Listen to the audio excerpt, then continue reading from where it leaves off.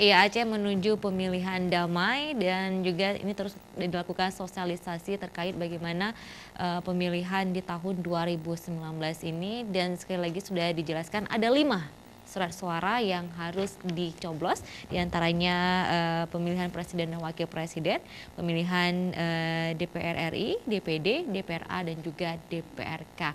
Nah, banyak hal yang perlu diketahui untuk surat suara tersebut, tadi sudah dijelaskan oleh Tengku Akmal. Nah, saya lanjut ke Tengku Akmal. Kemudian bagaimana untuk selain dari sosialisasi 5 surat tadi, ada tidak sosialisasi yang lain yang lebih penting juga ini, mengingat ini tahun pemilihan loh gitu. Regulasi 2017 ini nomor 7 amat serius dan amat ketat. Sepertinya pemangku kepentingan dalam hal ini, baik bapak-bapak yang ada di Senayan, menyusun regulasi itu sudah jauh-jauh memikir konsekuensi, ya kan? Artinya diinginkan setiap tahun lebih baik ini, Pak. Lebih baik mudah-mudahan. Contoh persoalan yang berhak memilih itu 3 unsur. Baik. Pertama adalah yang ada di dalam DPT, daftar pemilih tetap. Itu berhak dia mendapat kertas suara utuh. Baik.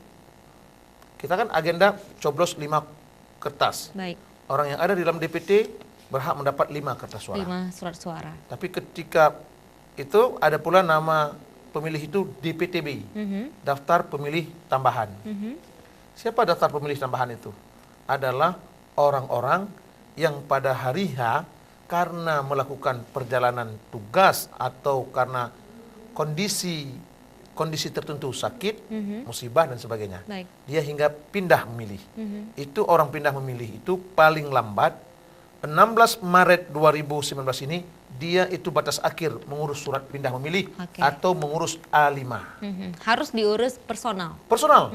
A5 itu masuklah kita dalam DPTB, daftar pemilih tambahan.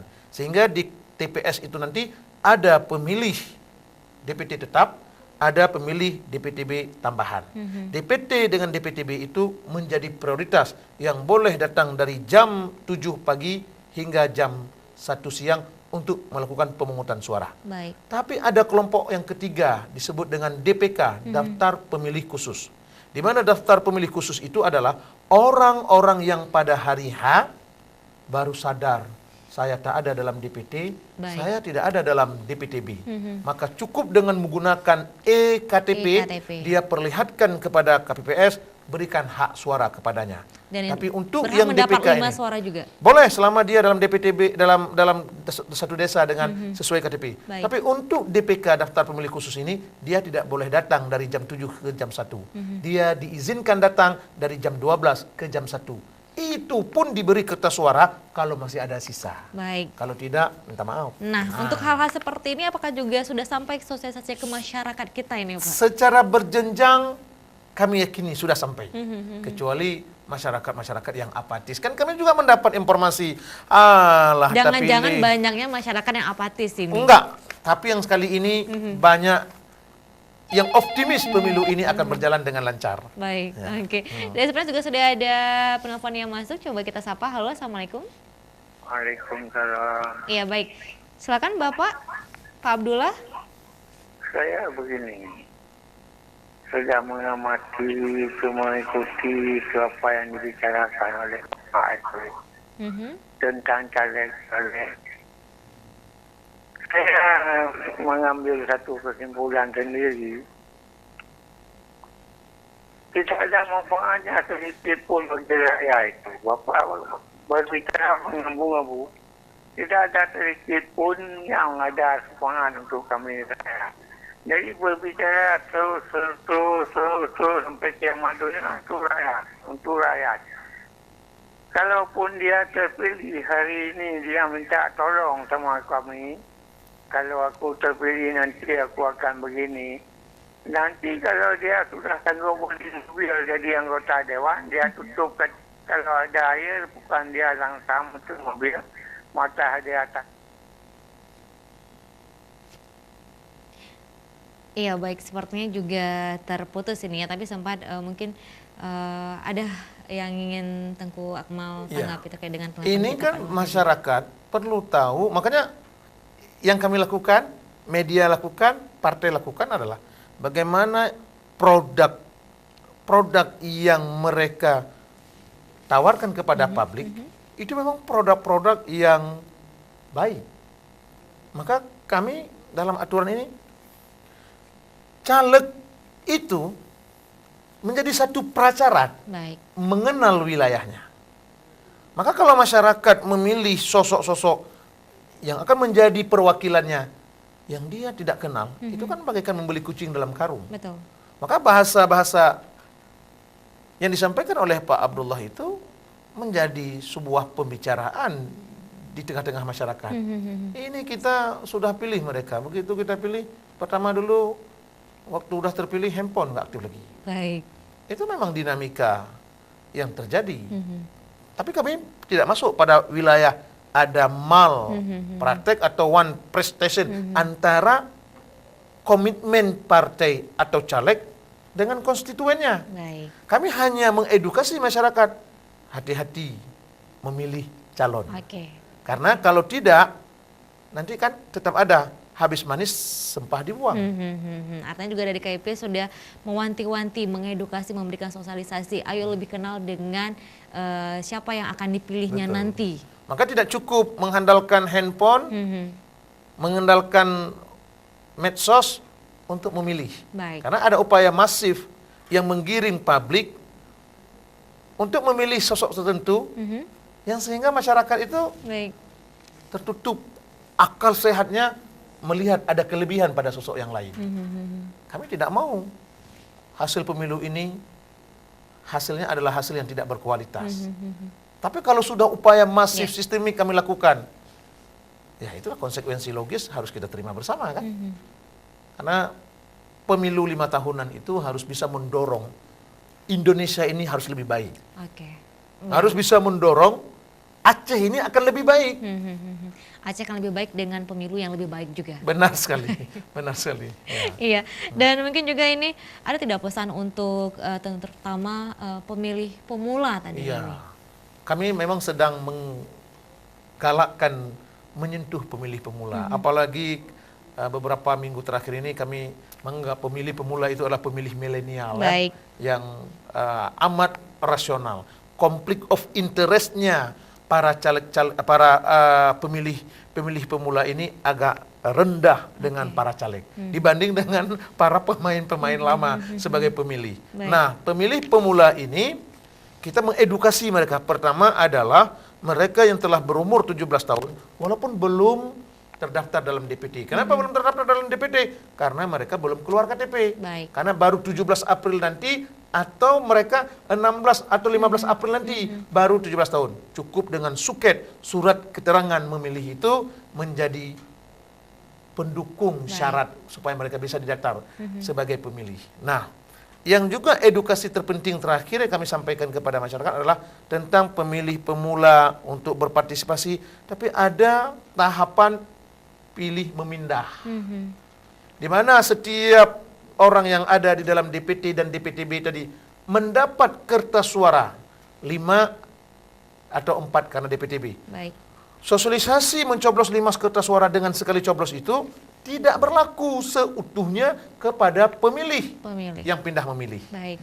Di sini kami mensosialisasikan secara masif kepada masyarakat bahwa ada 5 kertas suara dengan ragam warna yang pada saat ia masuk ke dalam lingkaran TPS mereka mendapatkan 5 kertas suara. Tapi apabila mereka menjadi DPTB pemilih tambahan tadi, apabila pindah mereka antar kecamatan di luar kecamatan dapil DPRK, maka mereka kehilangan kertas suara satu yang kertas hijau. suara yang hijau. Maka tersisa 4. Oke, untuk DPRK hilang ini. DPRK hilang karena mereka pindah kecamatan keluar dari dapil tersebut. Baik.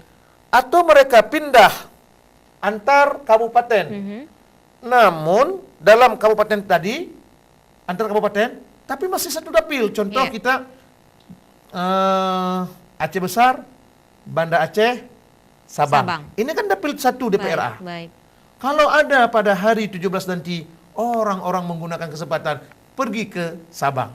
Maka ketika sampai di Sabang, dia kehilangan kertas suara yang biru. Baik. Hanya yang biru. Jadi yang biru untuk Bukan. Ini yang ketiga ya, yang ketiga. Ini tadi. Ini kehilangan yang biru. Kenapa? Ya. Kalau keluar antar kabupaten tapi di luar dapil DPRA, maka kehilangan yang biru. Contohnya Banda Aceh, Sabang dan Aceh Besar pilih memindah ke Lamnong. Oke, Walaupun baik. hanya 1,5 jam ke Lamnong, mereka kehilangan kertas suara biru. Baik. Yang tersisa hanya 3, 3. yaitu Presiden, DPD dan DPR RI. DPR RI. Kalau pindah memilih mereka dalam antar DPR kabupaten tadi, tapi di luar daripada dapil DPR RI. Contoh DPR RI terbagi 2 dapil. PD Jaya sampai dengan Gayo Luwes itu dapil 1 dengan 7 kursi Baik. DPR RI-nya. Tiba-tiba ada orang Banda Aceh memilih dia ke Biren. Maka kalau memilih dia ke Biren, sementara Aceh Tengah, Benar Meriah, Biren hingga ke Tamiang, itu dapil 2. Baik. Maka orang Banda Aceh yang pindah memilih ke Biren, atau ke Takengon, atau ke Lok Sumawe, maka kehilangan 3 kertas suara. Iya. DPR RI-nya Hanya hilang, yang tersisa Presiden dan DPD. Tapi kalau masih dalam satu dapil DPR RI, orang Aceh pindah memilih ke Gayo Luwes, mereka tetap mendapat 3. Walaupun jauh sekali karena itu masuk dapil kita. Baik. Begitu juga kalau mereka pindah memilih keluar Provinsi Aceh. Baik. Yang tersisa hanya Hanya satu, satu. yaitu kertas Presiden. Oke, nah ini semakin jauh Anda memindah juga semakin sedikit jumlah surat suara yang nanti akan Anda dapatkan Benar. saat pemilihan. Benar sekali. Baik. Nah, inilah yang sebelum-sebelumnya walaupun ada tertulis, ada tersurat, tapi itu tidak masif disosialisasikan kepada penyelenggara. Saya pada periode pertama di KIP Aceh memilih di kampung saya di Mangging. Saya sendiri sebagai penyelenggara nggak tahu ada Baik. apa tidak. Tapi begitu sampai di Mangging saya dapat 5 kertas suara, 4 kertas suara. DPRK, DPRA, DPR RI, DPD. Dan seharusnya Seharusnya kan hilang saya Hilang, ya? DPRK hilang, Baik. DPRA hilang. Yang bisa saya gunakan hanya untuk DPR RI dan DPD. Oke. Tapi karena kita nggak tahu sebagai penyelenggara, yang KPPS juga nggak tahu. Baik. Tapi Lebih kali tidak ini, tahu lagi ini ya. Kali Oke. ini kita harus masifkan. Supaya kenapa? Jangan ada mobilisasi pemilih. Kalau ini tidak hati-hati, Iya. akan terjadi mobilisasi pemilih. Nah, dan Oke. ini tentu merusakkan Baik. pesta demokrasi kita. Dan satu lagi untuk tahapan pemilu tahun 2019 ini untuk pemilih pindahan ya, Iya. atau pemilih memindah ini juga sangat ketat sekali. Ketat sekali. Ya, sosialisasi yang sudah dilakukan. Yang mudah-mudahan tidak terjadi seperti tahun-tahun sebelumnya ini Benar Pak, di sekali. tahapan pemilu di tahun sebelumnya. Ya mungkin juga ini sudah berada di penghujung waktu kita dalam program talk show ini. Ya, semoga juga masyarakat kita terus cerdas dalam memilih, juga kenal sekali ya dengan siapa yang akan dipilihnya nanti. Nah tapi Tengku Akmal, mungkin ada juga pesan yang ingin disampaikan untuk pemirsa CTV di rumah. Sama teman boleh sama pilihan. Baik. Tapi sama pilihan tak mesti harus terikat juga. Kita sama-sama berteman. Artinya apa? Sama teman tak jadi masalah juga, beda pilihan. Kita berharap setelah usai pemilu ini orang tersenyum. Karena memang pesta demokrasi ini idealnya itu adalah pesta kalah menang tak menjadi tolok ukur. Baik. Tapi kita jadikan perbedaan itu sebagai warna-warni kehidupan berbangsa. Kalau toh selera kita paksakan untuk menang, berarti pada saat bersamaan kita ingkari hak kemenangan orang lain. Baik. Sementara dalam sebuah kompetisi, sebuah keniscayaan, menang pasti ada. Yang kalah juga tak bisa ditiadakan. Saya berharap sebagai penyelenggara, gunakan hak pilih dengan benar. Dan kesempatan ini jangan mau dipolitisasi kepentingan pribadi kita oleh kepentingan orang-orang yang tak bertanggung jawab. Saya pikir itu saja. Iya, baik, terima kasih Tengku Akmal Absa dalam kesempatan talk show hari ini. Bagaimana sebenarnya mengenal lebih dekat dengan tahapan pemilu di tahun 2019 ini. Dan mudah-mudahan dengan yang sudah kita bincangkan, pemirsa di rumah juga bisa lebih dekat mengenal dan juga lebih ingin tahu seperti apa pemilu ini, juga bagaimana untuk mensukseskan di tanggal 17 April 2019. Dan saya mohon diri, wassalamualaikum warahmatullahi wabarakatuh. Waalaikumsalam warahmatullahi wabarakatuh.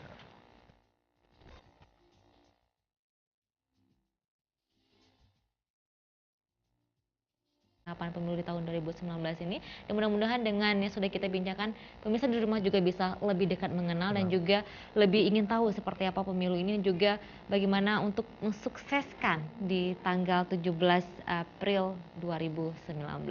Dan saya mohon diri, wassalamualaikum warahmatullahi wabarakatuh. Waalaikumsalam warahmatullahi wabarakatuh.